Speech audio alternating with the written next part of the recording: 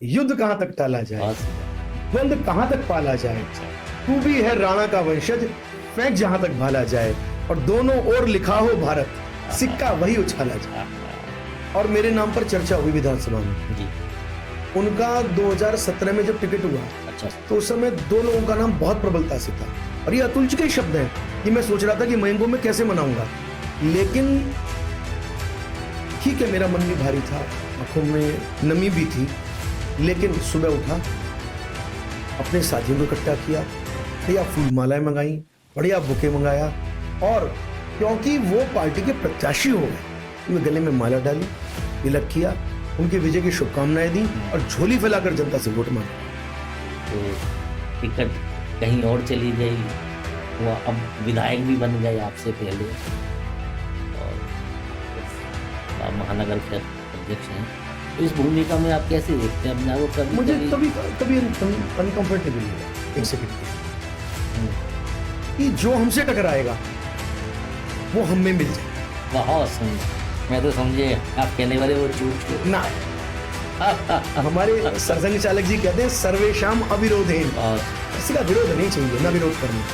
और मैं समझता हूँ राजनेताओं के लिए आदर्श है श्री सुनील शर्मा, और उनकी विद्यार्थी की कितनी परीक्षा हुई देखिए, परंतु जो परमात्मा देता है तो मुझे लगता है कि प्रकृति ब्याज से मिल लौटा।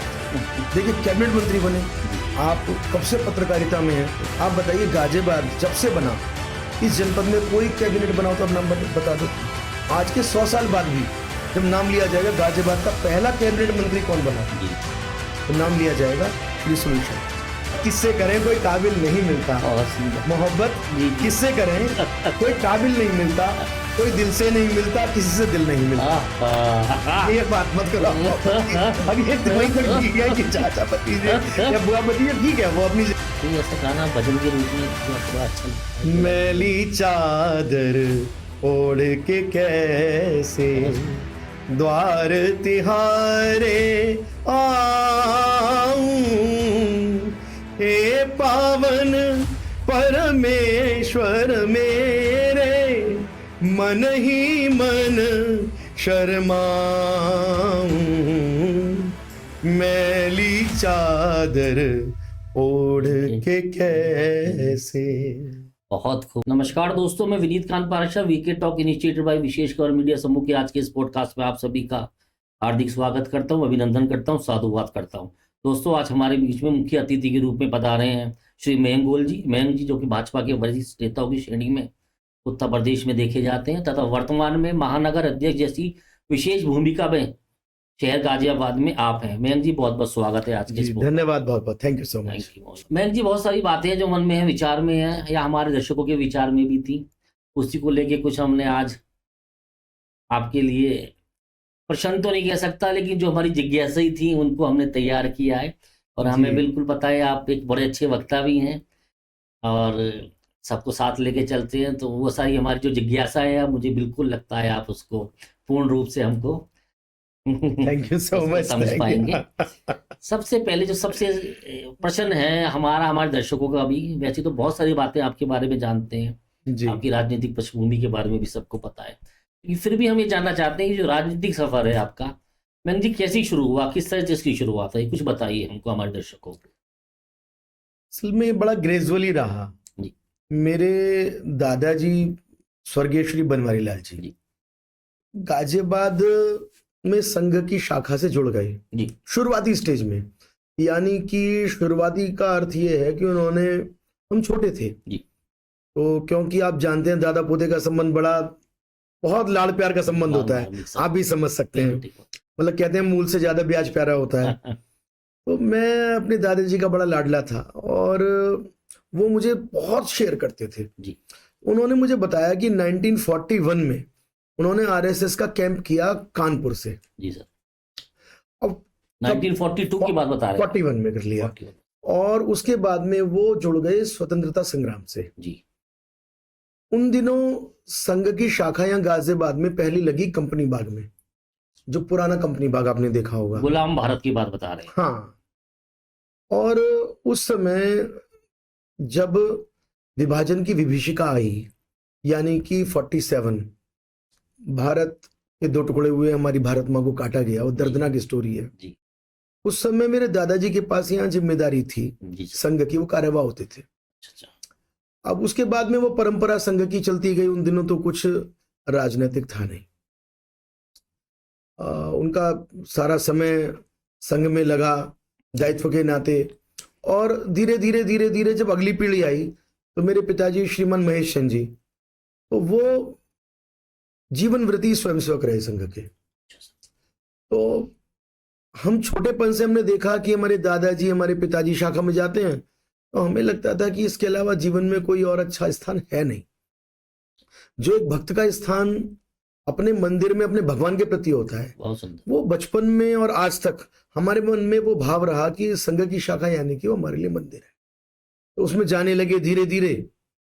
और वहीं से, क्योंकि मेरा जो अध्ययन हुआ वो सरस्वती शिशु मंदिर में हुआ, जी सर। और सरस्वती विद्या मंदिर शिशु मंदिर में हमारी छात्र संसद होती थी। अच्छा तो उसमें जो है चुनाव होते थे। तो हमें लगा कि हम इसमें कुछ बन सकते हैं क्या। तो बड़ी घटना है, मैं हाइट मेरी छोटी है जी तो, और शरीर भी उतना बलिष्ठ नहीं है। जी तो विद्यालय में हमें कोई नोटिस नहीं लेता था हमारा। तो जितने बड़े बड़े तकड़े तकड़े हमारे साथी होते थे जी तो वो हम पर रौब गालिब करते थे। तो हमने अपने आचार्य जी से कहा, जी हमें कुछ बना दीजिए। तो बोले चुनाव होगा सेनापति का और आप चुने जाइए। अच्छा तो हाथ खड़े कराए गए, हमें वोट ज्यादा मिले, हम सेनापति बन गए। तो हमने देखा सेनापति बनने के बाद में जो हमारे साथ के हमारे साथी हमारे पढ़ते थे, हमारा नोटिस नहीं लेते थे, वो हमें जयराम जी की करने लगे। अच्छा हमारे, अब हम जो है स्टेज पर खड़े हों जी और आरम दक्ष कराएं और वो नीचे खड़े हों। 15 अगस्त हो, 26 जनवरी हो, तो हम जो है मुख्य अतिथि को रिसीव कर रहे हैं। तो बड़ा हमें प्रमुखता महसूस हुई। जी तो तब से लगा कि हाँ, कि लोकतांत्रिक तरीके से वो बीज तो तभी पड़ गया। लेकिन चीजें बदली 2006 में। मेरी जो पूज्य माताजी गाजियाबाद की पहली मेयर रही, पहली महिला मेयर रही, जी जी स्वर्गीय दमयंती गोयल, जी जी परिचित है उनसे, बिल्कुल, भली माता बात। जी ने बिल्कुल परिचित हूँ उनके। तो वो भी एक संघ परिवार से आई, मेरे नाना जी भी संघ में थे। अच्छा सर।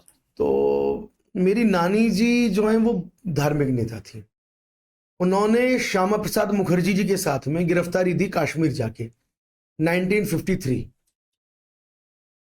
तो मेरी माताजी के जन्मजात संस्कार थे, खैर, लेकिन वो मेयर हो गई 2006 में। तो तब तक तो हम लोग संघ में काम करते थे जी लेकिन उसके बाद में राजनीति का घर में प्रवेश हो गया। जी माता जी के साथ एक्टिव राजनीति में प्रवेश हो गया। इसमें हल्का सा एक अंतर है। अच्छा सर। मेरे जो एक तरीके से मार्गदर्शक रहे, जी उन्होंने बताया कि मेयर तुम्हारी माताजी बनी है, तुम नहीं बने। तो कुछ तय करो कि ऐसा ना हो जाए कि लोग ये कहने लगे कि नहीं, मेयर तो इनकी माताजी हैं और ये नेतागिरी ये कर रहे हैं। तो उस समय 3 बातें मैंने तय की अपने बड़ों के साथ, और वो मैंने बोला भी। और पहली बात उसमें ये थी कि जब तक मेरी माताजी मेयर रहेंगी, मैं लाल बत्ती की गाड़ी में नहीं बैठूंगा। ये बिल्कुल कसम उठाकर, गंगा जल उठाकर तय किया। क्या उम्र रही थी उस समय? 2006 में लगभग सब लगा लीजिए आप, अब 45 क्रॉस हो गया, तो लगभग 20 साल हो गए। 20 साल मतलब वो 25-26 साल की उम्र ऐसा थी। दौर होता है जब आदमी को इन सब चीजों की लालसा होती है और वो बड़ा इसको अपना अधिकार के रूप में देखते हैं चीजों को, क्योंकि अकेला लड़का, लेकिन मैंने तय कर लिया था। दूसरी चीज, मुझे ये परिवार में पंचायत हुई, ये कहा गया कि आप नगर निगम में थोड़ा कम आइए जाइए। मैंने कहा जी कम की परिभाषा क्या है?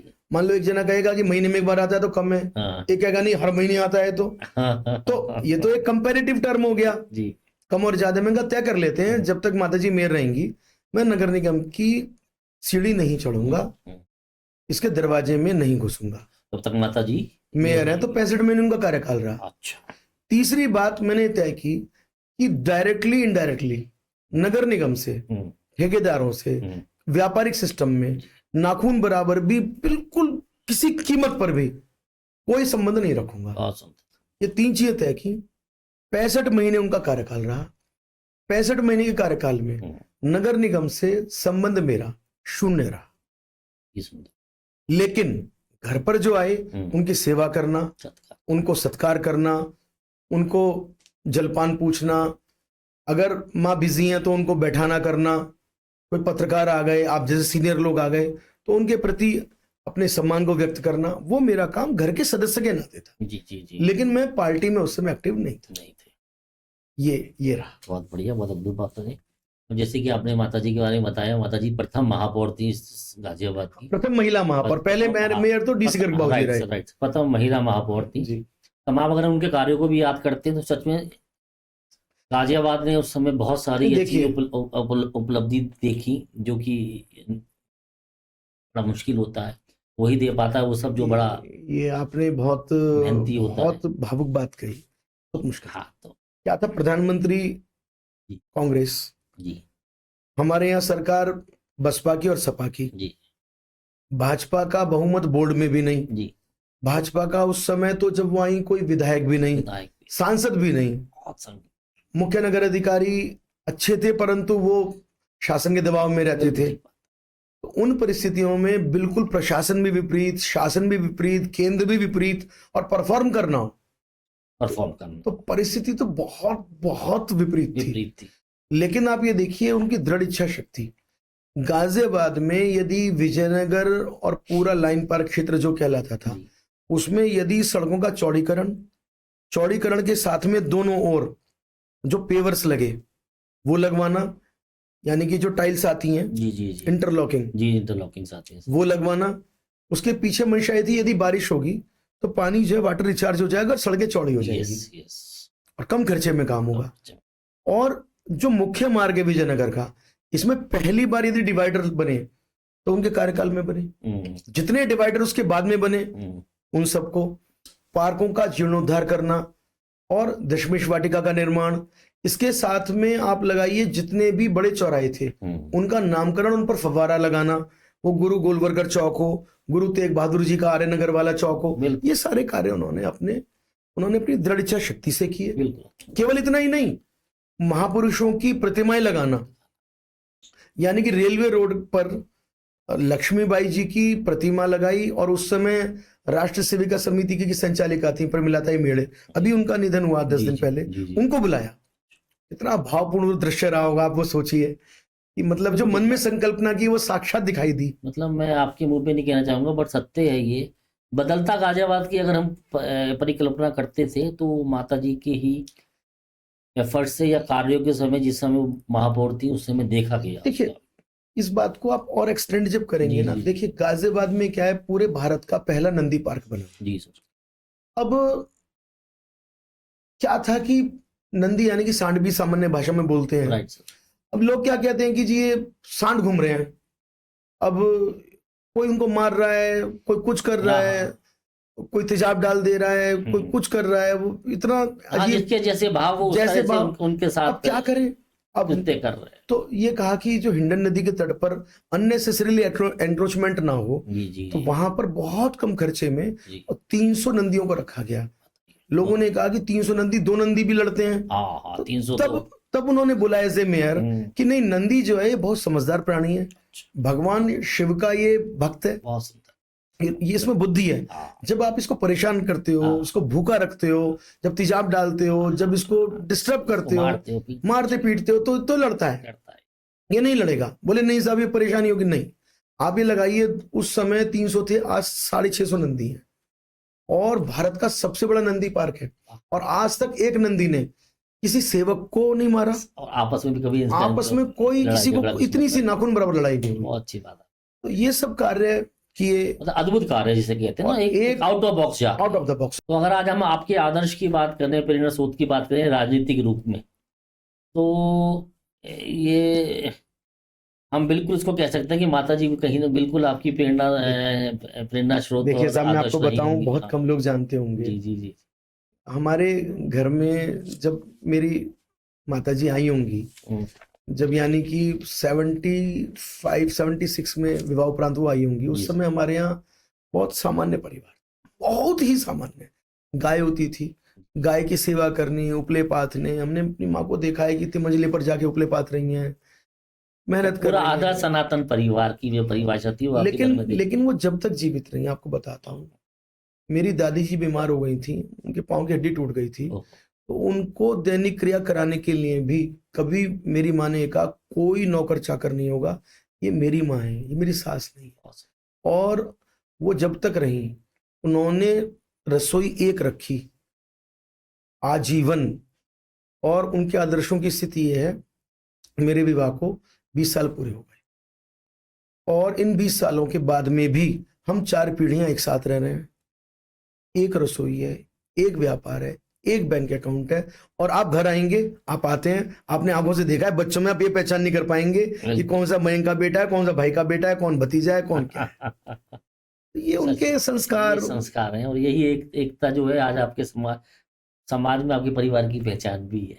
लोग इसको आदर्श मानते हुए इसको कॉपी करना चाहते हैं अपने परिवारों में। बिल्कुल ठीक है।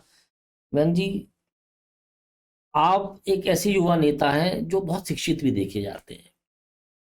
आपने MBA किया, पहले ग्रेजुएशन की, फिर MBA किया, फिर आपने LLB करी, तमाम ऐसी डिग्रियां ली हैं आपने जो कि आप बहुत जानकारी लेकर बैठे हैं। तो मजेदार बात बता दूं, LLB मैंने जी लगभग 10 प्रयासों में की। अच्छा। LLB में मैं एक तरीके 10 बार फेल हुआ। नहीं, फेल नहीं कहते उसको, कई बार क्या होता है कि तमाम बाकी चीज में जिम्मेदारियों में समय निकाल पा। फेल कैसे हुआ मैं बताऊंगा, देखिए बताऊंगा कुछ रहस्योद्घाटन। मुझे फेल वाली बता दी थी आपने, अपने आप बता दी। आप पूरी जानकारी लेके बैठे।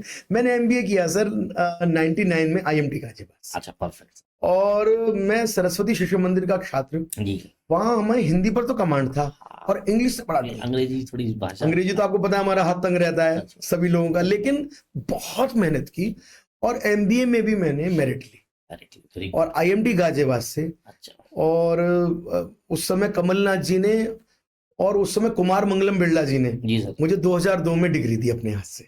बहुत सुंदर। ये 2002 में मेरे जीवन का बड़ा गौरव का क्षण था। लेकिन सच्चाई ये है कि मैं लॉ करना चाहता था। 2002 से लेके मैंने 2023 तक हर 2 साल में, हर साल में प्रयास किया, फॉर्म भरता था। एक बार मैंने 1 सेमेस्टर पास कर लिया, दूसरे का मैं फॉर्म भरना भूल गया, डेट निकल गई। यानी कि 9 प्रयास के बाद इस बार मैं पूर्णतया मेरा LLB पूरा हो गया 2022 में। अब मैं पूरी तरह वकील हो गया। बहुत बहुत शुभकामनाएं वकील साहब आपको। इसी में एक खिंचता हुआ प्रश्न और है कि जी, ये जो शैक्षिक योग्यताएं आपने ली, कब क्या इन शैक्षिक योग्यताओं ने आपकी जो राजनीतिक दृष्टिकोण है और आपकी जो निर्णय लेने की प्रक्रिया है उनको कहीं प्रभावित किया? हाँ, ये बताइए। मैं बहुत ही बारीक और बहुत ही बढ़िया प्रश्न है ये। क्या है कि लॉ करने के बाद में ना, एक तो ये हुआ जैसे मैं किसी अधिकारी से बात करता हूँ, IPS से, SHO से, ACP साहब से, कमिश्नर साहब से, या कहीं बड़े स्तर पर, तो जैसे ही उनको पता चलता है ये लॉ ग्रेजुएट है, तो उनका परसेप्शन, उनकी दृष्टि मेरे प्रति अलग होती है। अलग हो जाती है। वो जानते हैं इसको कॉन्स्टिट्यूशनली हम लोग इसको लीगल बात करेगा, ये लीगल बात नहीं करेगा और इसको समझेगा। राइट। दूसरे क्या होता है कि जैसे कोई भी तहरीर होती है, मोस्टली मुकदमे तहरीर पर चलते हैं। बिल्कुल ठीक है सर। और ज्यादातर लोग तहरीर कच्ची लिख देते हैं, कमजोर लिख देते हैं, उसमें पूरी बात नहीं लिखते। फिर ये कहते हैं ड्यूरिंग इन्वेस्टिगेशन, ये जोड़ देंगे धाराएं। ड्यूरिंग इन्वेस्टिगेशन वो आफ्टर थॉट माना जाता है। तो अभी मैं कोई बात कहता हूं तो लॉफुल होती है। जी सर। दूसरे क्या होता है, मैंने क्योंकि फाइनेंस पढ़ा, मार्केटिंग पढ़ी, जी सर, उसका मुझे इतना जबरदस्त लाभ मिला।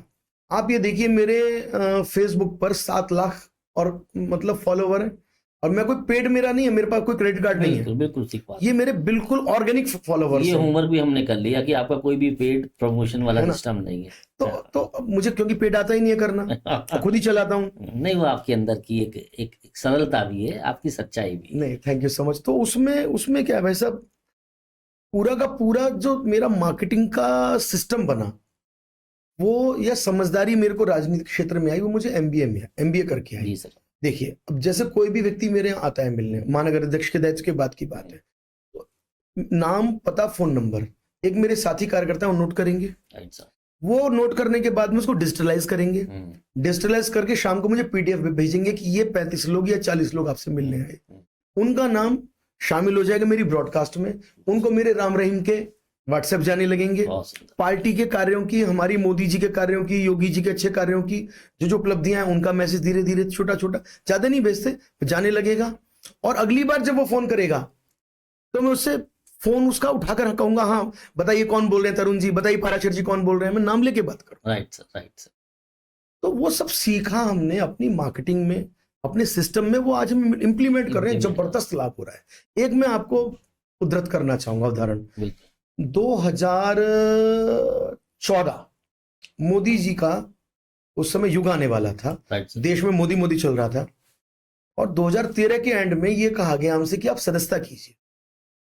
तो सब लोग उन दिनों पर्ची से सदस्यता करते थे। आदरणीय नीरज सिंह जी, जो राजनाथ सिंह जी के बेटे हैं, जी। वो गाजियाबाद में उन्होंने कहा कि कुछ नया करो। तो हमने कहा क्या करें साहब? तो बोले हमें ऑनलाइन सदस्यता करनी है। तो पहली बार भारत में ऑनलाइन सदस्यता, ये मैं जब जनरल सेक्रेटरी यहां का था तब हमने की, और हमने एक 10 अंकों का टोल फ्री नंबर दिया। जगह जब हमने स्टॉल लगाए, और उन स्टॉल पर कोई व्यक्ति मिस कॉल करता था, कोई भी नौजवान, और उसमें आता था now you have become the volunteer for नमो। उसका प्रोग्राम का नाम रखा वॉलंटियर फॉर नमो। 85,000 नौजवानों ने उसमें मिस कॉल की। उनको हमने सूचीबद्ध किया, कंप्यूटर पे डाला, उनको SMS, व्हाट्सएप, फेसबुक पर जोड़ा, और उसका परिणाम ये निकला 2014 में जब जनरल वीके सिंह चुनाव लड़े, 6.25 लाख वोट से चुनाव जीता। ऐतिहासिक था।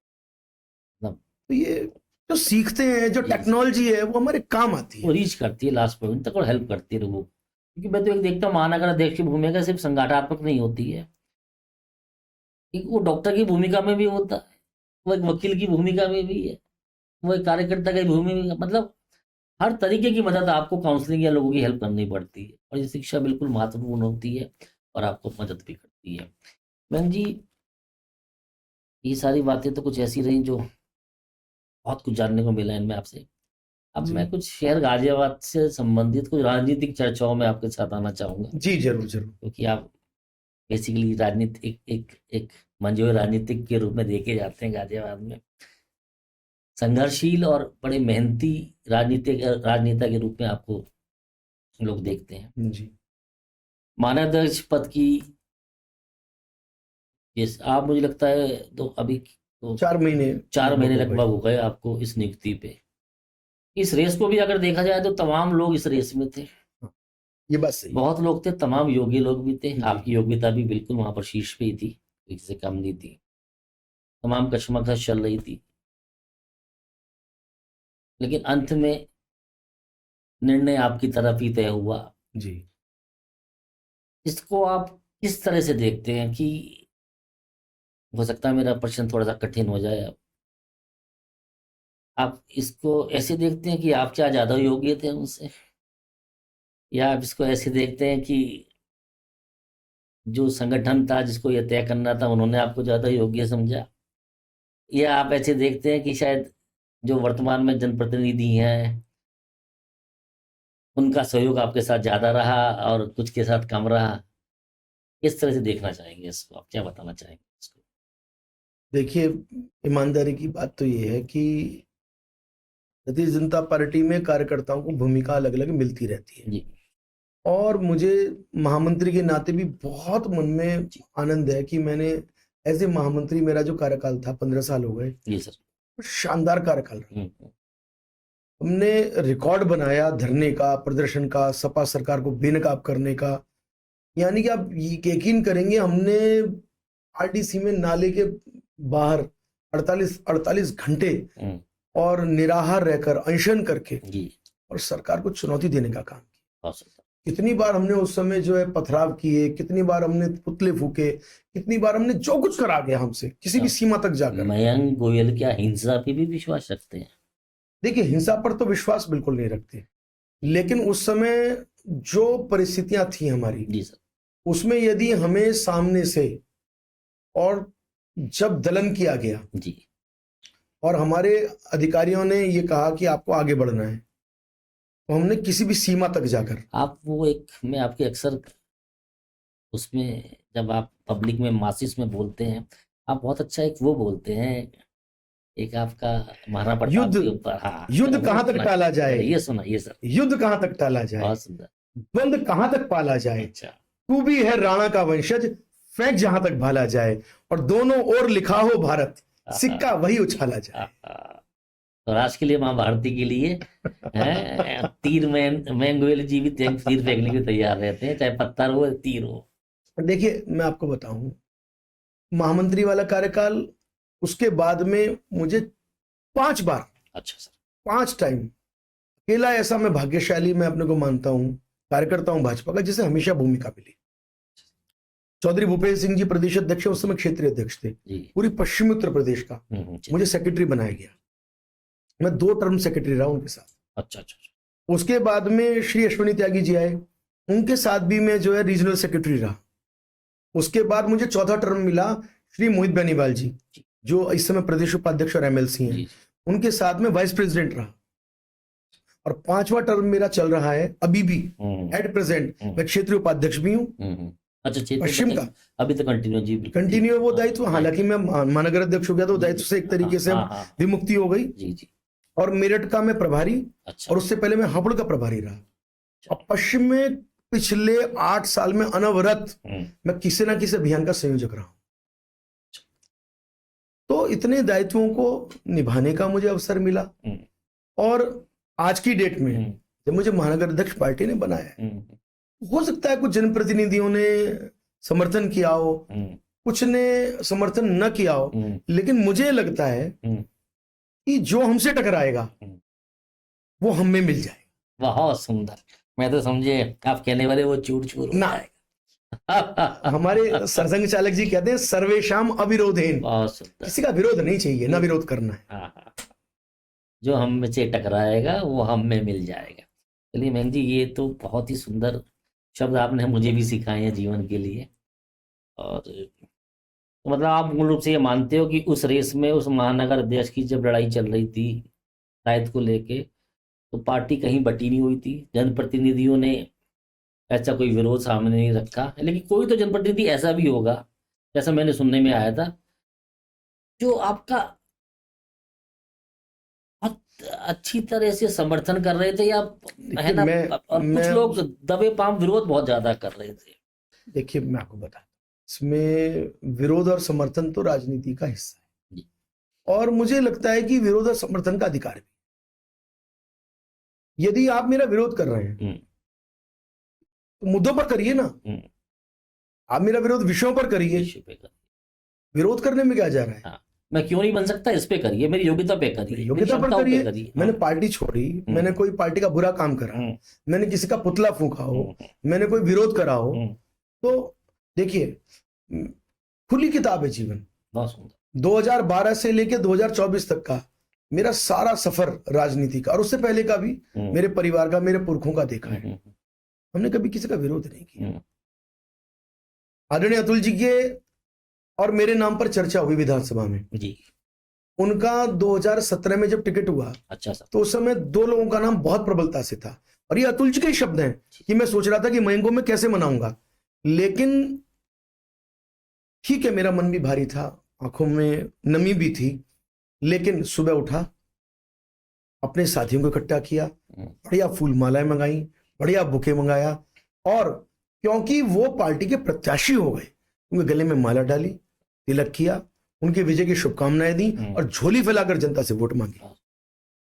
अतुल गर्ग जी और आपके रिश्ते बारे में जो चर्चा में है वो ये है कि आप उनको चचा के रूप में संबोधित करते हैं, घर पे, परिवार में, समाज में, और मुझे लगता है वो भी आपको भतीजे के रूप में बिल्कुल देखते होंगे, अगर आप चाचा के रूप में उनको देखते हैं। जी।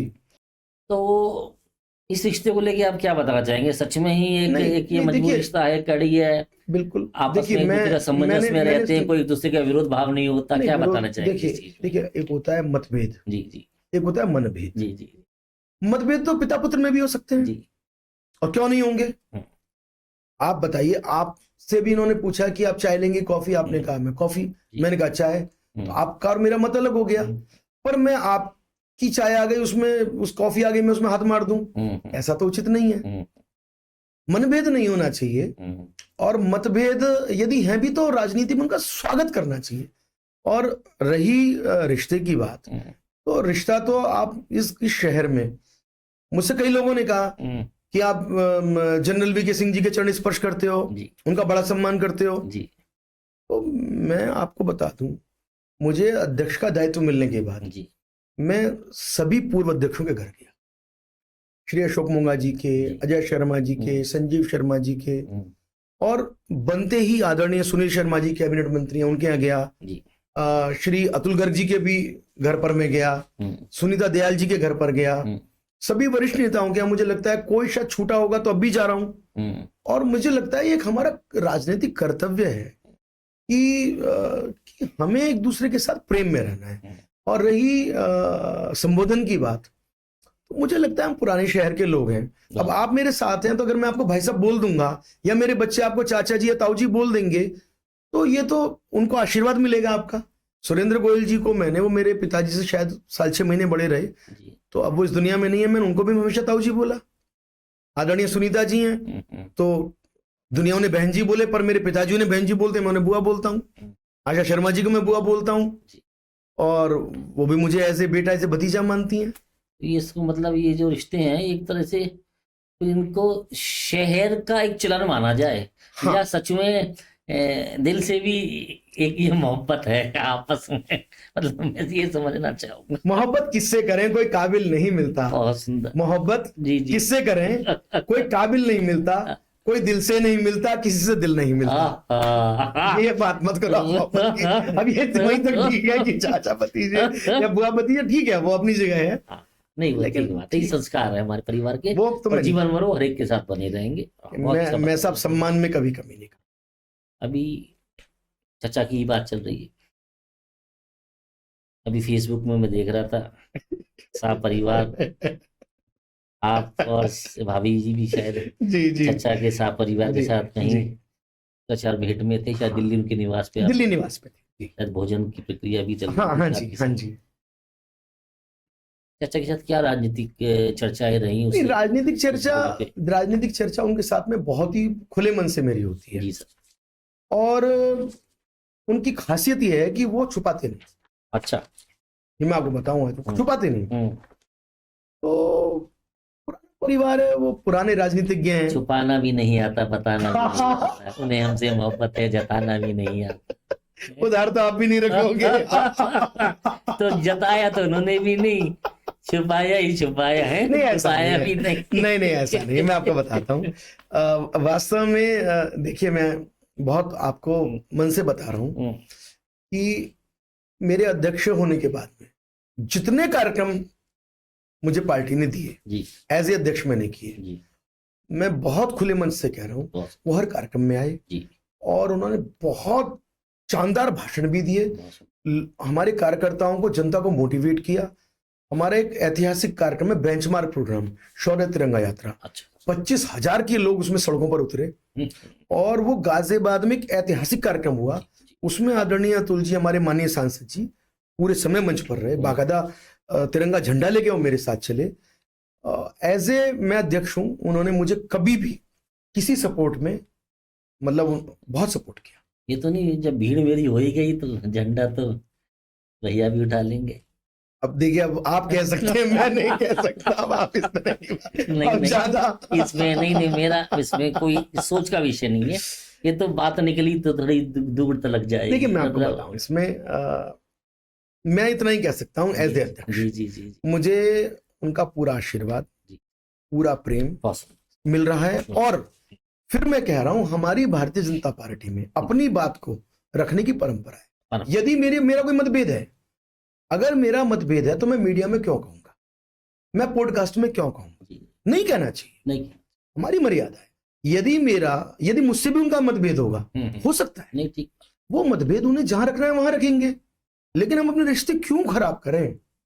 बहुत अच्छी बात कही आपने कि राजनीतिक मतभेद का मतलब ये नहीं है कि हम सामाजिक रूप में उस चीज को चर्चा करें, और मतभेद होना कोई बुरी बात नहीं, कतई नहीं, बहुत ठीक बात है। मैं जी, देखिए, यही एक योग्य नेता या जो लीडर होता है उसके शब्द होते हैं, और वही मैं बहुत ही खूबसूरती से आपसे समझ पा रहा हूँ इन रिश्तों को भी, जो आप बताना चाह रहे हैं, जो नहीं बताना चाह रहे, लेकिन खूबसूरती बहुत है उसमें। मैं सब कुछ तो बता रहा हूँ, क्या नहीं बता रहा। नहीं, मतलब मैं तारीफ। थैंक यू आपका। मुझे लगता है, और ये बड़ा गर्व मुझे भी गर्व होता है आपके परिवार को देख के, कि हमारे गाजियाबाद में एक ऐसा परिवार है जिसने संघ की और भाजपा की, माँ भारती की इतनी सेवा करी है, और जब भी उसको जो दायित्व दिया गया है, चाहे वो संघर्षों का हो, चाहे वो कोई भी हो, उसको उन्होंने पूर्ण रूप से निभाया है। आपके दादाजी से बात शुरुआत हुई थी, आपने बताया, फिर आपके फादर साहब की बात चली, फिर माताजी की बात चली। अब चौथी पीढ़ी के रूप में आप इस रोल में है कि माँ भारती की सेवा आप कर रहे हैं, भाजपा के आदर्शों पे चलते हुए, आरएसएस के आदर्शों पे चलते हुए। बट कभी-कभी कुछ असहज या अजीब नहीं लगता? मतलब मैं थोड़ा-सा अब ब्लंट होके 1-2 बात पूछूँगा आपसे, बताइए। और आप अपनी वही राजनीतिक शैली में, मुझे पता है, उत्तर दे पाएँगे। अभी जो वर्तमान में हमारे शहर से विधायक हैं संजीव शर्मा जी, अगर मैं उनकी पृष्ठभूमि में जाता हूँ तो कुछ समय पहले नहीं, लगभग जब भाजपा का एक चलन शुरू हुआ, जब संघर्ष के बाद एक वक़्त आया जब कि भाजपा सेवा दे पाई इस राष्ट्र को, प्रदेश को, तभी वो किसी और पार्टी से इस पार्टी में आए। आप और वो लगभग एक समय ही फिर महामंत्री हाँ, के एक साथ रहे, एक टीम में रहे। दायित्व में रहे। उसके बाद लेकिन उस दायित्व में देखा कि वो उनको एकदम पैरा ड्रॉपिंग होती रही, हेलीकॉप्टर से उठा-उठा के आगे भगाते रहे। आपको कहा कि आप 100 मीटर की दौड़ में दौड़ते रहिए। वो शहर अध्यक्ष पहले बन गए, उन्होंने शहर अध्यक्ष की भूमिका में रहे, आपको और संघर्ष दे दिए गए। अब जब चुनाव की भी बारी आई, जब आदरणीय अतुल गर्ग जी संसद की भूमिका में आए, ये सीट उपचुनाव के लिए खाली हुई। उसमें भी मैं आपको दिल की बात बताऊं तो मेरे मुँह से तो हर जगह यही निकलता था कि शायद भाई साहब को ये दायित्व शायद मिलना चाहिए, क्योंकि कारण क्या है कि वो मूल रूप से इसी धरती से हैं। मूल रूप से उनके परिवार ने उस पृष्ठभूमि में काम किया हुआ है, लाइन पार बहुत मेहनत करी हुई है, और पार्टी से भी एक बहुत पुराना एक आदर्शवादी चेहरा है। लेकिन फिर ऐसा हुआ कि कुछ रिश्तों ने हमें आगे ना आने दिया, तो टिकट कहीं और चली गई। वो अब विधायक भी बन गए आपसे पहले, और आपको, अब आप महानगर के अध्यक्ष हैं। तो इस भूमिका में आप कैसे देखते हैं अपने आप को? मुझे कभी-कभी कभी अनकंफर्टेबल नहीं लगा एक सेकंड के लिए भी। देखिए, कारण क्या है कि देखिए, राजनीति में मैं जी 1 मिनट इंटरप्ट करूंगा, अपने आप को कई बार असहज नहीं लगता, लेकिन आपको प्यार करने वाले लोग, या जो आपके लिए सोचते हैं, या जिनको जानते हैं कि मैं बताऊंगा। आप ही थे जो इसको जिसको इस पद पे गिरवाई लेनी देखिए, मैं चाहिए आपको थी, बताता नहीं हूँ। ले पाई, तो उनका देखिए, भी मैं आपको दुख कई बताता बार अपने दुख में शामिल हो देखिए, मैं जाता बताता है। हूँ। दो परिस्थितियां हैं। हम्म। एक, भगवान कृष्ण ने जो कहा, सुख दुखे समे कृत्वा जी, लाभा लाभो जय जीव ततो युद्धाय युजस्व नैवम पापम वाप्स्यसि। बहुत सुंदर। अब कहने के लिए तो है, जी। पर सुख में और दुख में हमें सम रहना है। अच्छा। ये कहने के लिए तो है, पर जीवन में उतारने के लिए क्या है? हम्म। अब मान लीजिए दो लोग भाग रहे हैं रेस में, एक जीत गया, जो जीत गया, हम्म। और जो रनर अप रह गया। हम्म। मेरा मन नहीं है रनर अप को उसके तिलक करके, माला डाल के, उसको मेडल देके सम्मानित करना चाहिए, और रनर अप को सोचना चाहिए कि ये मुझसे आगे निकला है, हम्म। तो इसमें कुछ ना कुछ जरूर मुझसे अच्छा होगा ही। वो मुझे अगली बार अपने आप को अच्छे से तैयार करना है, अपने को और मजबूत करना है, अपने को और सज्ज करना है। और एक व्यक्ति ऐसा होता है कि वो सामने वाले की सफलता से असहज होता है। कई लोग आपने देखे होंगे कि वो पार्टी के प्रत्याशी का विरोध करते हैं। पर मेरा मानना यह है कि जो मूल कार्यकर्ता है भाजपा का, मैं नहीं, कोई भी मूल कार्यकर्ता, ठीक है। वो पार्टी के निर्णय को 100% शिरोधार्य करता है, सरमाथी लेता है, लेना चाहिए, जी। कोई खास बात नहीं। बहुत सुंदर। और मुझे लगता है कि मुझ जैसे कार्यकर्ता के धैर्य की परीक्षा थोड़ी ज्यादा होती है, तो अच्छी बात है। इसमें परीक्षा देने के लिए तैयार हूं सदा, कोई मुझे कष्ट नहीं है। कष्ट नहीं। चलिए, बहुत बहुत भविष्य अभी तमाम है, अभी बहन जी बहुत छोटी उम्र में है, संगठन को देख रहे हैं, समझ रहे हैं। 2027 की अगर मैं बात करता हूँ, चुनाव बिल्कुल सर पे है, और जिस समय आप महानगर अध्यक्ष बनाए गए हैं, बहुत बड़ी जिम्मेदारी के साथ बनाए गए हैं।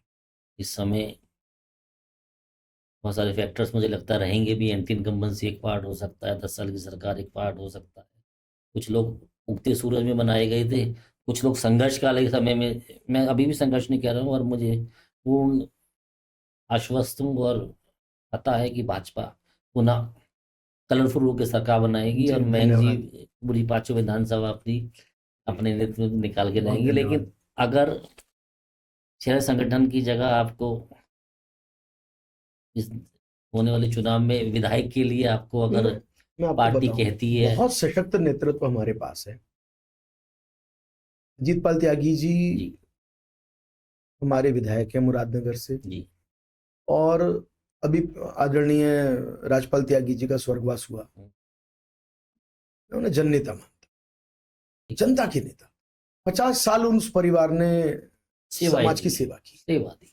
और अजीतपाल त्यागी जी पर कोई आरोप किसी प्रकार का, प्रभु कृपा से, इसमें मैं प्रभु की कृपा मानूंगा, आज तक कोई आरोप नहीं है।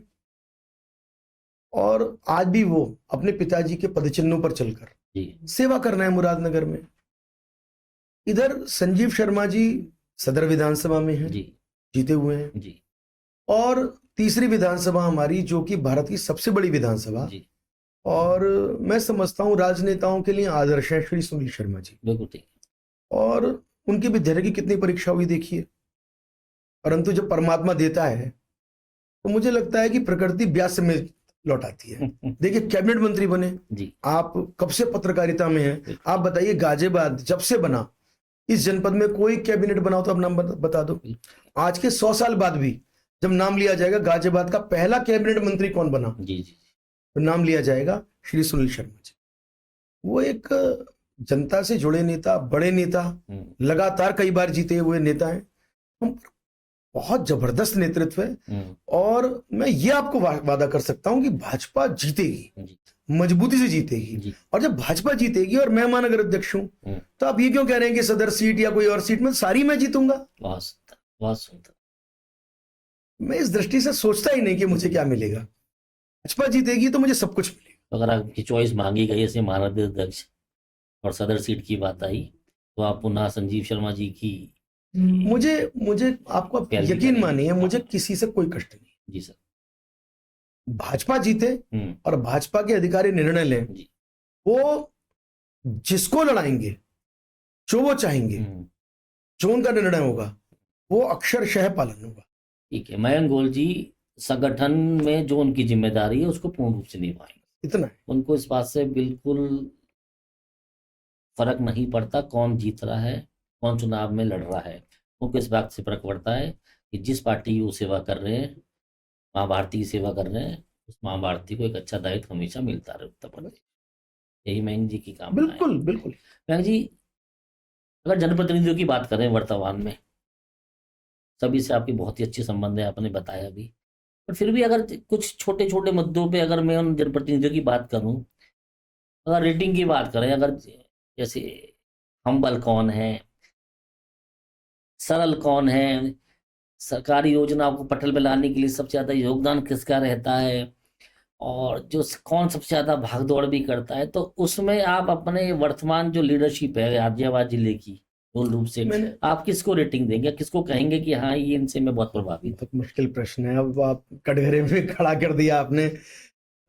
देखिए, सभी नेताओं के अपने अपने गुण हैं, और जो भी नेता हमारे यहाँ बने, लंबे समय संघर्ष करके बने हैं, जनता के बीच रहकर बने हैं। लेकिन मुझे लगता है कि सुनील शर्मा जी का जो व्यक्तित्व है, मैं मानता हूं कार्यकर्ता के लिए वो अनुकरणीय व्यक्तित्व, और उसके पीछे मेरा एक बहुत सिंपल लॉजिक है। वो बिल्कुल नीर विवेक के साथ चलते हैं। उन्हें पता है मेरे ये डूज हैं, ये मेरे डोंट्स हैं। किसी कीमत पर धोखा नहीं देना, झूठा आश्वासन नहीं देना। यदि कड़वी बात करनी है तो कड़वी बात भी करेंगे। यदि उन्होंने हिंदुत्व पर बोलना है तो हिंदुत्व पर ही बोलना है। यदि उन्हें टोपी नहीं लगानी तो नहीं लगानी। यदि उन्हें बिना बात जो है ड्रामेबाजी नहीं करनी तो नहीं करनी। यदि उन्हें तिलक लगाना, यदि उन्हें भगवान परशुराम का फरसा उठाना है तो उठाना है। यदि उन्हें पूजा करनी है तो उन्हें इसमें कोई गुरेज नहीं है कि पूजा कर रहा हूं, छुपाना नहीं है। तो वो एक तो स्पष्टता उनकी। दूसरे, पिछले दिनों आपने उनकी रामचर्चा अगर देखी, हाँ बिल्कुल देखी थी जनाब, मैं तो उनसे कहता हूं, मैंने कहा अभी कई कथावाचक जो है वो शहर छोड़ के जाने वाले हैं। तो वास्तव में क्या है कि आप जब देखेंगे और उनको सुनेंगे, बनावट नहीं है, मनसा वाचा कर्मणा एक लगते हैं। तो मुझे लगता है कार्यकर्ताओं के लिए वो एक प्रेरणा पुंज है। तो अब रेटिंग जैसी बात तो नहीं है, मुझे तो सच पूछिए, मुझे तो सभी ने सहयोग किया, सभी बहुत अच्छे हैं जी। अजीत पाल जी हैं, मैंने उनके बारे में आपको बताया कि मतलब अनपैरेलल व्यक्ति है। वो क्या है कि वो दृढ़ निश्चयी व्यक्ति है, उन्होंने जो तय कर लिया उसमें फिर वो दाएं बाएं जाने वाले नहीं है। और जहां तक भाई अतुल गर्ग जी का सवाल है, तो वे बड़े नेता हैं, सांसद बड़े कैसे? सांसद तो हैं ही, तो बड़े तो हैं ही।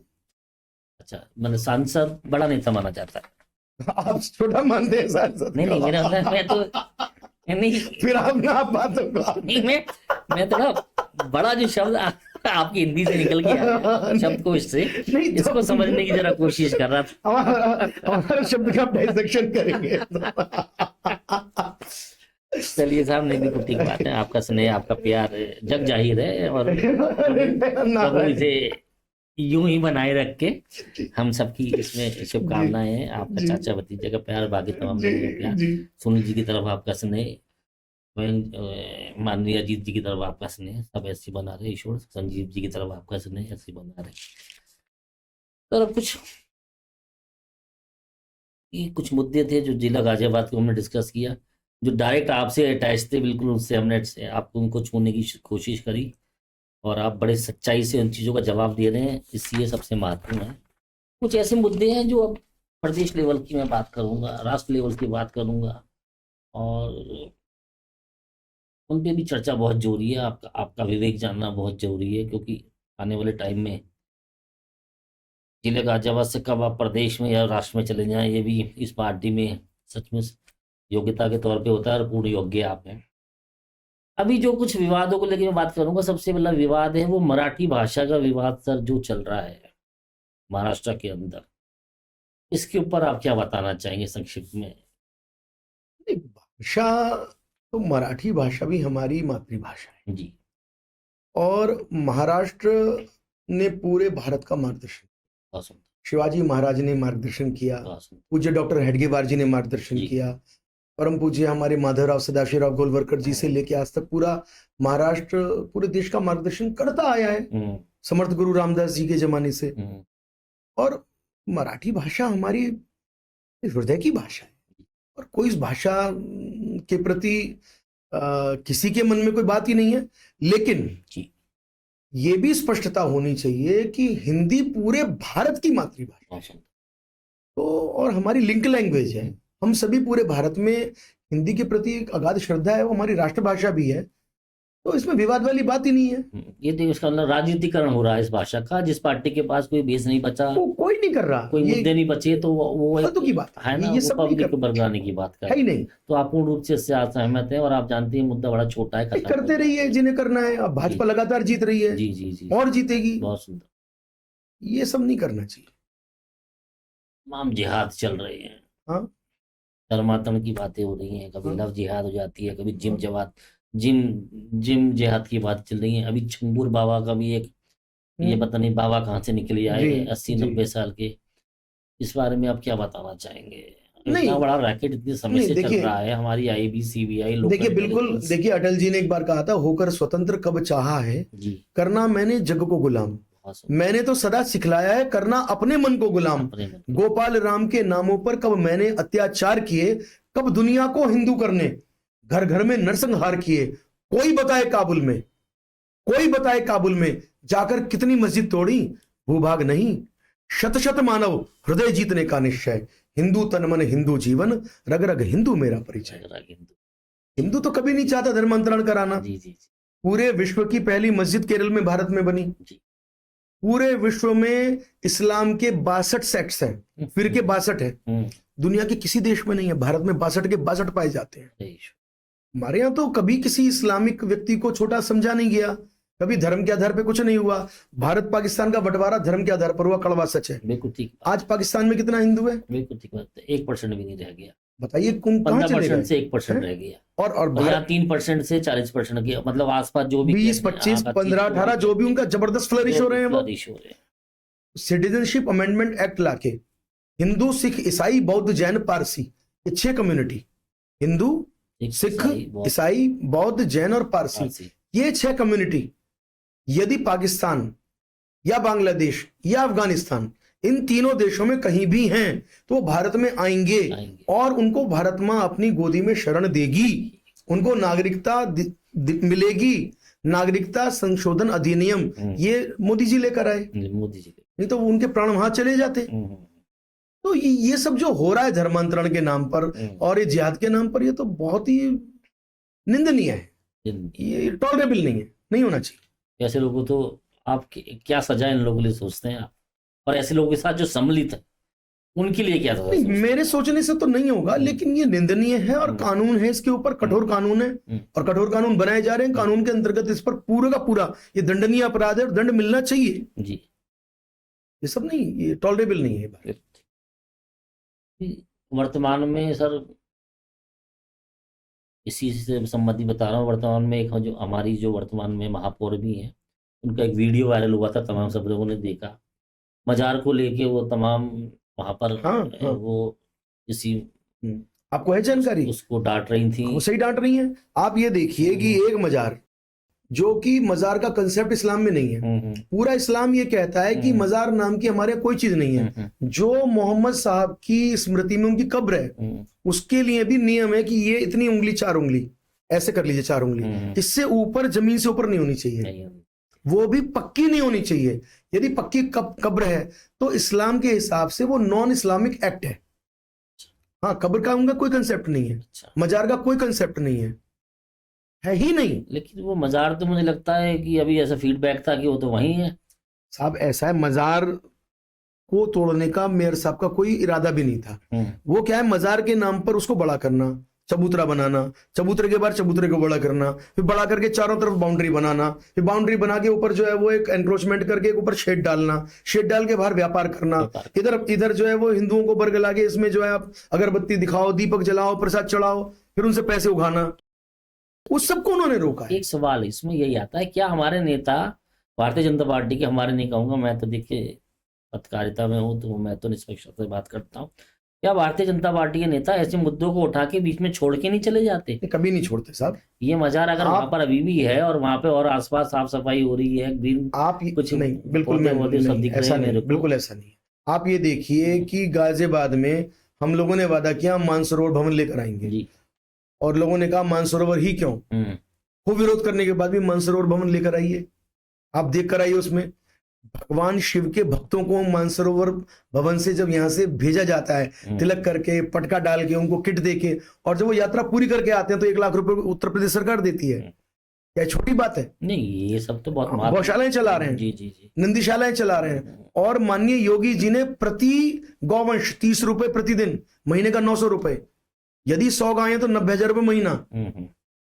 पर ये क्या मजार वाले मुद्दों पे इनको लैंड जिहाद के रूप में भी देखा लैंड जिहाद है ही, क्यों करते हैं इसको? पूर्ण रूप से क्यों नहीं इस पे कार्रवाई होती है? अब ये पुरानी सरकारों ने जो गड़बड़ की है उसकी सीमा तक ये भी हम चाहते हैं कि ज्यादा आपस में इसको धार्मिक रंग ना मिले, जबकि जितनी मजार हैं सब इलीगल है। जबकि उस धर्म में तो जब मजार का कंसेप्ट भी नहीं है ही नहीं, तो पूरी दुनिया में कहीं नहीं है। बिल्कुल सड़क के बीचों बीच बनाना, एक्सीडेंट होते हैं, दिक्कतें होती हैं, कोई मतलब ही नहीं जी। तब तो इसमें कोई हिंसा या कोई विचार या विवाद वाला मुद्दा होना नहीं चाहिए, इसमें तो एकदम एक्शन होना चाहिए। मैं इसमें हिंदू समाज की भी एक बात कहना चाहता हूँ, मैं अपने समाज के खिलाफ नहीं बोल सकता, परंतु वहां पर आप जाकर देखिए कि अभी एक पीर बाबा बना रखे हैं यहाँ अर्थले में, अब वहां 100 लोग अगर आएंगे तो 100 में 99 हिंदू होते हैं। क्यों पूछते हैं जी? अरे हनुमान जी क्या कम शक्तिशाली है, गणेश जी कम शक्तिशाली हैं क्या? ब्रह्मा विष्णु महेश 33 कोटि देवता हमारे कम है क्या? ठीक है, लेकिन अब कर रहे हैं लोग, कर रहे हैं, मैं सहमत नहीं। ये जो आपको संस्कृत ज्ञान है, जितने आप श्लोक बोल पाते हैं, मतलब ये मुझे कम है, मेरे घर में सर्वाधिक मेरे बेटे को है। अच्छा। उसको 12 वर्ष की आयु में योगी जी ने, हमारे मुख्यमंत्री जी ने सम्मानित किया। उसने गीता आद्योपांत याद की, 700 श्लोक आद्योपांत, और वो प्रतिदिन सुबह भगवान कृष्ण के सामने आएगा, बैठेगा घर में ही, छोटा सा मंदिर बना रखा है घर में, और उनके चरणों में बैठ के एक चैप्टर गीता का मंदिर छोटा होगा लेकिन भाव आपके बहुत बड़े हैं ना। एक चैप्टर सुनाता है। जी जी 18 चैप्टर हैं गीता में, सब जानते हैं। 18 चैप्टर पूरे होते हैं, 19वें दिन फिर पहला चैप्टर आ जाता है। ये उसकी माला लगातार चल रही है। बहुत सुंदर, ये आपके संस्कार हैं, लेकिन आपके ये सब संस्कार संस्कृत, परिवार। मेरी माताजी जो है संस्कृत फ्लुएंट बोलती थी, अच्छा, और उनको गीता भी कंठाग्र थी, उनको रामचरितमानस बिल्कुल कंठाग्र थी, अरे प्रभु, बिल्कुल कंठाग्र। तो हमें तो समझ लीजिए, हम केवल एक हमारा क्षाराम अपनी माँ के चरण दबाते थे रात के समय, तो वो एक कुछ हमें गीत, कुछ चौपाई, कुछ लोग सुना देती थी, तो वो हमें तो मतलब आप लड्डू वाले बेटे नहीं थे, आपको तो तैयार किया गया। उन्होंने तैयार किया, उन्होंने जो कुछ दिया उन्होंने। ये नहीं है कि एक ही बेटे हैं तो लड्डू खाएगा मेरा बाबू मेरे साथ से, नहीं नहीं, बहुत सुंदर। नहीं, यही तप होता है सर, यही तप होता है, और माँ बाप को सच में पता होता है इस तरह से अपने उनकी बच्चों बड़ी को कृपा आगे रही बढ़ाना। अगर जैसे कि अब आपने 4 महीने पहले महानगर अध्यक्ष का दायित्व लिया, टीम अभी भी आपकी मुझे लगता है पेंडिंग ही चल रही है। राजा विदाउट सेना एंड सेनापति, कैसा क्या कुछ ऐसा ही लगता कि राजा आप राजा करे तो करे क्या। आप कार्यक्रमों की कवरेज देखते हैं। जी जी जी। और अभी आप एक कमेंट कर रहे थे ऑफ द रिकॉर्ड की, यार जितने ऑडिटोरियम में कार्यक्रम अब हो रहे हैं, पहले भी आपने देखे हैं, 3-3 गुना 4-4 गुना भीड़ आ रही है। हर कार्यक्रम में पूरा ऑडिटोरियम भरने के बाद में लोग खड़े रहते हैं। जी जी जी मुझे लगता है भाजपा का हर कार्यकर्ता जी मेरा टीम मेंबर है, और मैं सबके साथ रहता हूं, सब मेरे हैं। केवल टीम का मेंबर बना के या दायित्व का लालच देके भाजपा में काम कराने जैसी परंपरा नहीं है। आप स्नेह दीजिए, प्रेम दीजिए, कमर पे हाथ रख दीजिए, कार्यकर्ता दौड़ के काम। चलिए, अगर इसको औपचारिकता के रूप में भी माना जाए, भाई, तो आपने बहुत सवाल का अच्छा प्यारा उत्तर दिया। भाजपा का हर कार्यकर्ता एक सैनिक के रूप में, कार्य एक दायित्व के रूप में है, और हम लोग एक साथ ही मिलजुल के काम करते हैं। लेकिन फिर भी एक औपचारिकता के रूप में भी माना जाए तो मयंक जी ने कुछ अपनी टीम को लेके कुछ क्राइटेरिया, कुछ थॉट प्रोसेस तो कर रखा होगा कि कैसी होगी दो चीजें मेरी आदर्श टीम। हाँ, मेरे मन में 2 चीजें। जी सर। मेरे मन में एक चीज तो यह है कि पार्टी में जो कार्यकर्ता दायित्व ले, वो मूल कार्यकर्ता, वो अन्य पार्टियों से जब आते हैं तो उनके मन में कहीं ना कहीं ये कल्पना होती है कि आज भाजपा सत्ता में है, तो सत्ता के सुख को लेने के लिए जो आ रहे हैं वो मेरे मन के करीब नहीं है। ये बात सच है। दूसरा, मुझे लगता है कि कार्यकर्ता जो है वो सकारात्मक होना चाहिए। उसकी जो सोच है, यदि वो किसी दूसरे की बुराई कर रहा है, नेगेटिव बोल रहा है, तो जो बुराई देखता है या जो नेगेटिव करता है, तो उसका जो अंदर से केमिकल सिक्रेशन है वो नेगेटिव हो जाता है। बहुत अच्छी बात कही, ये सच में साइंटिफिक बात कही है आप। और आप पॉजिटिव होना चाहिए। जो लोग पॉजिटिव बात करें, अच्छी बात करें, नेताओं के लिए, कार्यकर्ताओं के लिए, अपने जनप्रतिनिधियों के लिए। मैं आपको वचन पूर्वक कह रहा हूं, मैंने अपने कभी किसी जनप्रतिनिधि की जीवन में, आप लंबे समय से मुझे जानते हैं, आप बताइए कभी मैंने कोई बुराई करी हो? नहीं करनी चाहिए, नहीं करनी चाहिए। सबका आप धवल पक्ष देखिए। तो ऐसे लोग जो कि पार्टी में, मुझे लगता है, मैं ये चाहता हूं नौजवानों को दायित्व मिलना चाहिए। अब जैसे नई टीम बनाएंगे आप, क्राइटेरिया तो आपने बड़े आदर्श बता दी, बड़ी अच्छी बात। टीम चुनते हुए कोई ना कोई दबाव, कभी ना कभी किसी के आदमी को एडजस्ट करना, ये करना, वो करना, छोटा मोटा तो चलता भी होगा, कई बार किसी को ऑब्लाइज भी करना होगा। कोई मतलब नहीं जी, कोई मतलब नहीं। हमारी पार्टी में कल्चर ही नहीं है। अच्छा। कोई सांसद, विधायक, मंत्री, कोई प्रदेश का नेता जिलाध्यक्ष बनाने से पहले खूब मंथन करते हैं, खूब मंथन करते हैं, खूब मंथन करते हैं। लेकिन आप मिट्टी के ढेले को ले आइए, जब तक वो मिट्टी का ढेला है, जब तक प्राण प्रतिष्ठा नहीं हुई। जब आप मिट्टी के ढेले को ले आए, उस पर तिलक कर दिया, उस पर आपने कलावा बांध के उसे बैठा दिया, अब वो गणेश जी हैं, अब उनका मिट्टी का ढेला कहेंगे तो ये उनका अपमान नहीं है, आप ही का। चलिए, इसको अदर वे राउंड पूछता हूँ। जनप्रतिनिधियों से भी, जैसे आप कहते हैं, बहुत सारे मुद्दों पर राय ली जाती है, तो ऐसे शहर अध्यक्ष, क्या आप भी इसको कहीं दायित्व या कहीं इसको जिम्मेदारी भी नहीं लेते कि सबसे पूछ के एक अच्छी टीम बनाई जाए, जिससे कि सब लोग सब? मैंने आपको निवेदन किया कि पार्टी में परंपरा नहीं है कि दूसरे के कामों में इंटरवीन किया जाए। अच्छा, तो आप भी किसी से कोई सजेशन नहीं? सजेशन मुझे सब देंगे, सबके मेरे को सजेशन स्वीकार है। जी जी जी। और सबसे मैं सजेशन मांगूंगा, पर लोग सजेशन जो देते हैं व्यक्ति का नहीं देते। वो ये बताएंगे कि भाई आप कार्यकर्ता ऐसे रखो जिनमें महिलाएं भी हों। जी जी जी। जैसे मैंने अभी चर्चा की कुछ जनप्रतिनिधियों से, जी, जी। मुझसे मैंने कहा जी आपको कोई नाम देने हो, सबने एक ही बात कही कि हमें नाम नहीं देने, हम ये चाहते हैं कि कार्यकर्ता ऐसा हो जो पार्टी का समर्पित हो, जी लंबे समय से काम कर रहा हो, क्योंकि नाम देने की वास्तव में ही परंपरा नहीं है, जी, कोई जी। दबाव नहीं डालता। जी व्यक्ति ये मुझे बता सकते हैं कि आप अच्छे कार्यकर्ताओं को लाइए, समर्पित को लाइए, जी एज ए कॉन्सेप्ट सब मुझे बताएंगे। और मैं फिर आपसे कह रहा हूं कि यदि किसी ने मुझे कोई सलाह दी, जी। आप यकीन मानिए मैं उस सलाह को मानूंगा, बहुत सुंदर, 100% मानूंगा। बहुत सुंदर। लेकिन मैं आपको साथ में एक बात ऐड कर रहा हूं, इनमें से कोई भी व्यक्ति जो जनप्रतिनिधि हैं, सब लोग लंबे समय से काम कर रहे हैं पार्टी का, इनको सबको परंपरा है, सब परंपराओं का ज्ञान है। हाँ, सब लोग ऐसे दायित्व में रहे भी हैं, देखिए उनको संजीव शर्मा खुद अध्यक्ष रहे, जी जी जी आदरणीय सुनील शर्मा जी खुद जिला अध्यक्ष रहे, जी माननीय अतुल गर्ग जी हमारे इस समय दिल्ली के प्रभारी हैं, लंबे समय से पार्टी के साथ जुड़े हुए हैं। जी। उनके तो पिताजी हमारे जिला अध्यक्ष रहे हैं, जी, आदरणीय डीसी गर्ग जी, पुराना परिवार है। बहुत पुराना। आदरणीय सुनीता दयाल जी हमारी लंबे समय से प्रदेश पदाधिकारी हैं, आज भी प्रदेश उपाध्यक्ष हैं। अजीत पाल जी लंबे समय से भाजपा के विधायक हैं। जी जी इस सब परंपराओं को जानते हैं। कोई भाजपा में मैं बिल्कुल आपको शपथ पूर्वक बता रहा हूँ, दबाव डालना या घुटने गाड़ना ऐसा कुछ नहीं होता है। ऐसा कुछ नहीं है। लोग सजेशन देते हैं कि भाई देख लीजिए उचित है, तो वो उचित होगा तो माना तो जाएगा। एक अच्छी टीम बनाने के लिए एक टीम वर्क होता है, कई बार सजेशंस का लाभ मिल जाता लाभ है, मिल जाता है, लाभ लेकिन ये मिल- आपने तो MBA किया है तो आपको पता है टीम लेकिन वर्क ये में शब्द importance लगती है। बहुत गलत है कि कोई दबाव डालेगा। अच्छा। कोई मुझ पर दबाव डालेगा नहीं, और मैं उस मिट्टी का बना नहीं हूं, मैं दबाव में आ जाऊं। 15 अगस्त आ रही है, सुना है उसमें भाजपा की तरफ से एक ध्वज क्या कुछ एक कार्यक्रम रखा गया है। भाजपा अभी हमने तिरंगा शौर्य यात्रा निकाली थी जी 10 सर, मई को, जी सर। और उसमें हमने एक प्रयोग किया था। हमने विभिन्न समाजों को, सिख समाज, अच्छा। मुस्लिम समाज, ब्राह्मण समाज, वैश्य समाज, पंजाबी समाज, उसमें हरिजन, उसमें वाल्मीकि समाज, उसमें जाटव समाज, कोरी समाज, बहुत उसमें सुंदर। विभिन्न समाजों समाज के हर वर्ग को अपने 25 हमने स्टॉल लगाए थे, 25-25। अच्छा और लोगों ने कहा कि इतना बड़ा रिस्क ले रहे हो, ये समाज कई बार हमारे, आप जानते ही हैं कि भाई ऊंचा नीचा होता है और सबके मंच एक हाइट के एक ही बराबर। मैंने कहा नहीं, तिरंगा झंडा हमारा आन बान शान, भारत माँ हमारी अधिष्ठात्री देवी, और हम सब उसके बच्चे माता भूमि पुत्रोहम प्रतिव्याहा, हम सब इसके बच्चे हैं। तो आज सब भूल जाएंगे। बोले मुस्लिमों के साथ कोई ब्राह्मण, मैंने कहा भूल जाओ जी, कोई मुस्लिम नहीं, कोई ब्राह्मण नहीं, कोई ओबीसी नहीं, कोई एससी नहीं, कोई दलित, कुछ नहीं। और 20,000 लोग जब तिरंगा झंडा लेके एक साथ चले, नवयुग मार्केट पूरा आप लगा लीजिए, नवयुग मार्केट में शहीद पथ से प्रारंभ करके और चंद्रशेखर आजाद जी की प्रतिमा तक तिरंगा ही तिरंगा, भगवा ही भगवा, भारत माता की जय के नारे, हमारी सेना की जय। तो वो हमने दृश्य देखा और उससे हमें बहुत लाभ मिला। हम उस दृश्य को रिपीट करना चाहते हैं। गाजियाबाद महानगर के 20 मंडल हैं।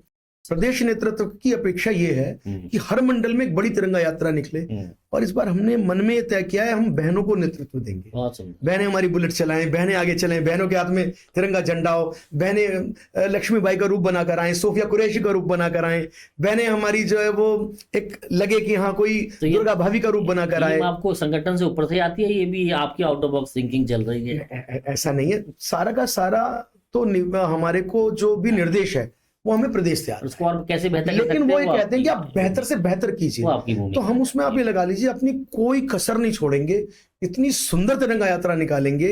और केवल तिरंगा यात्रा नहीं, इस बार हम 15 अगस्त से पहले 14 अगस्त को विभाजन विभीषिका दिवस भी करेंगे।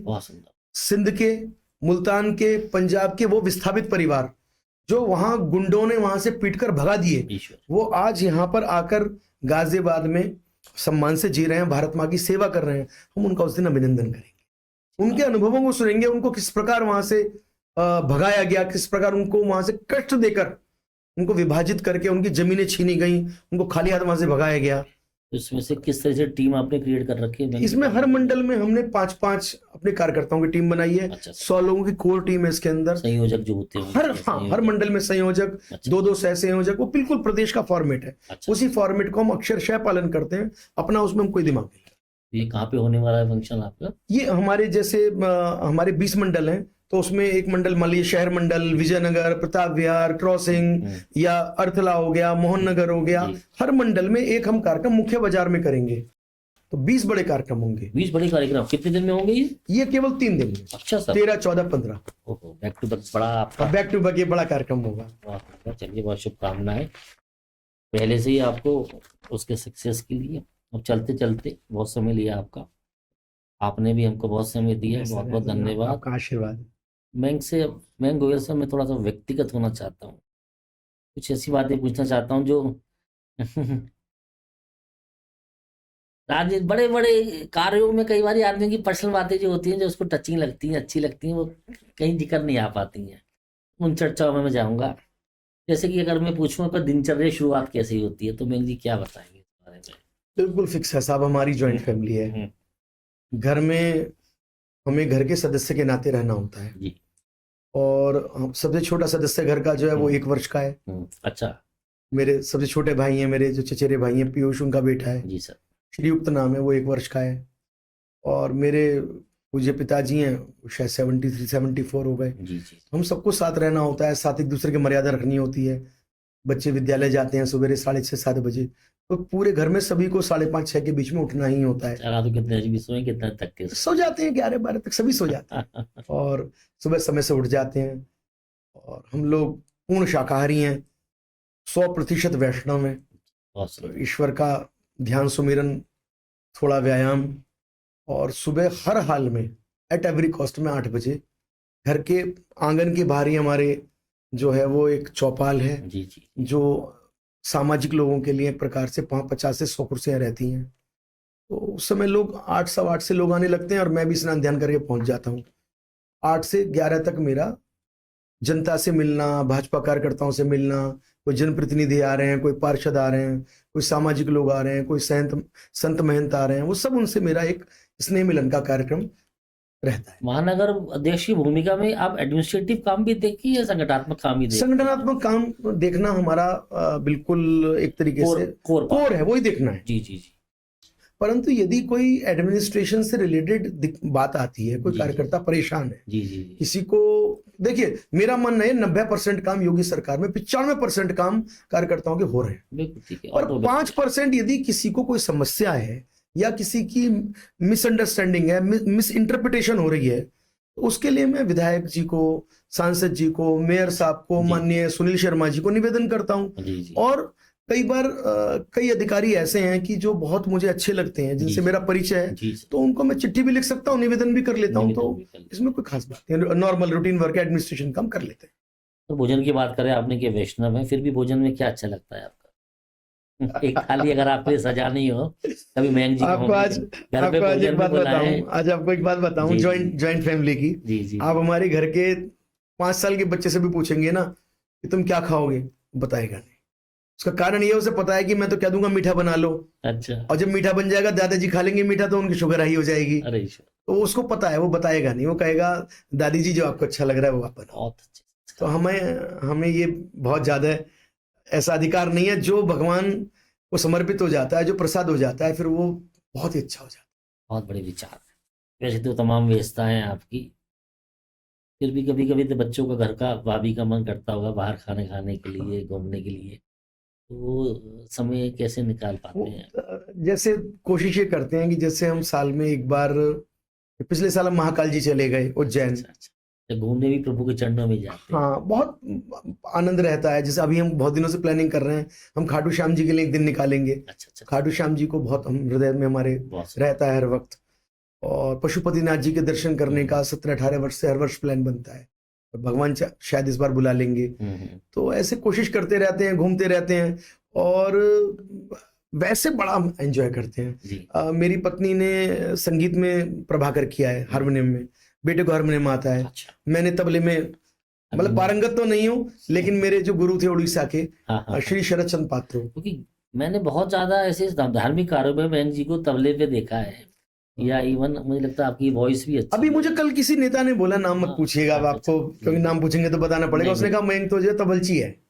अरे ईश्वर। तो मैंने कहा मैं तो तबलची हूँ, लेकिन मैं तो माननीय नरेंद्र मोदी जी का प्रशंसक हूँ और उनका मैं फॉलोवर हूँ। और मोदी जी जिस भी देश में जाते हैं, या भारत में भी तमाम कार्यक्रमों में, वो महर्षि रैदास जी के मंदिर में गए तो वहां वो मंजीरा बजा रहे थे। और आपने उनको बहुत बार ढोल पर अपने बीट्स बजाते हुए देखा होगा, तो मोदी जी के लिए आप क्या शब्द बोलोगे? बहुत अच्छी बात। ये ऐसा कभी भी मैं तो उसको असल टैलेंट के रूप में देखता हूँ, जो मेरे पास नहीं है, अगर मैं दूसरे की। संगीत साहित्य हाँ, कला विहीना बिल्कुल। मनुष्य साक्षात पशु साक्षात। पुच्छ विषाणहीना। मनुष्य क्या है यदि संगीत और साहित्य नहीं है? बहुत सुंदर, वो तो बिना सींग के और बिना पूंछ के वो पशु के समान है। बहुत अच्छी बात है। कोई ऐसा गाना भजन के रूप में जो आपको बड़ा अच्छा लगता हो? मैली चादर ओढ़ के कैसे द्वार तिहारे आऊं, हे पावन परमेश्वर मेरे, मन ही मन शर्माऊं, मैली चादर ओढ़ के कैसे। बहुत खूब मैम जी। मैं इतने बहुत नेताओं से मिला हूँ, बहुत ऑफिसर से मिला हूँ, बट ये वर्सिलिटी, इतने वर्टिकल्स का ज्ञान, इतनी सहजता से, इतनी परफेक्शन से जो आप कर पा रहे हैं, उसके लिए मैं आपको सलाम करता हूँ और ईश्वर से यही कामना करता हूँ, आपका यही धैर्य, आपका यही भाषा शैली और आपका यही पार्टी के प्रति निष्ठा आपको आगे भी आने के लिए, आगे बढ़ने के लिए प्रेरित करेगा और आप और बड़े बड़े दायित्व पे जाके समाज सेवा में रहेंगे, यही मेरी कामना है। और इसी के साथ आज के पॉडकास्ट में आपका आने का बहुत बहुत धन्यवाद। मैं बहुत बहुत धन्यवाद। बहुत थैंक धन्यवाद। यू और सो ईश्वर मच। से हम चाहेंगे कुछ ना कुछ करके आपके कुछ ना कुछ बड़े दायित्व जब भी आप संभालेंगे या कुछ ना कुछ ऐसे कार्य करेंगे, हम चाहेंगे बीच बीच भी हम कभी कभी आपको बुलाएं, आपके महत्वपूर्ण समय में से, और कुछ समय आप हमको बताएं। समय आपका कीमती, आपने बुलाया, बहुत बहुत धन्यवाद। थैंक यू, बहुत बहुत धन्यवाद। Thank you so much.